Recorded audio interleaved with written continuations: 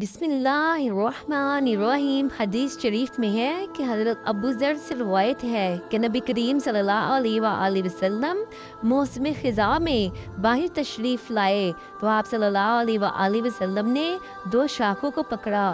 رابی نے بیان کیا کہ پتے گرنے لگے۔ آپ صلی اللہ علیہ وآلہ وسلم نے فرمایا، اے ابو ذر، میں نے عرض کیا، اللہ کے رسول، میں حاضر ہوں۔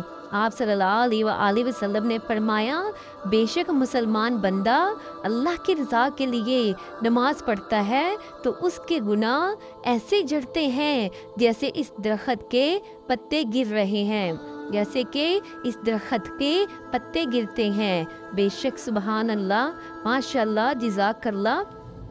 اگر آپ کو میری یہ حدیث اچھی لگے تو پلیز ویڈیو کو لائک کیجئے، سبسکرائب کیجئے، شیئر کیجئے۔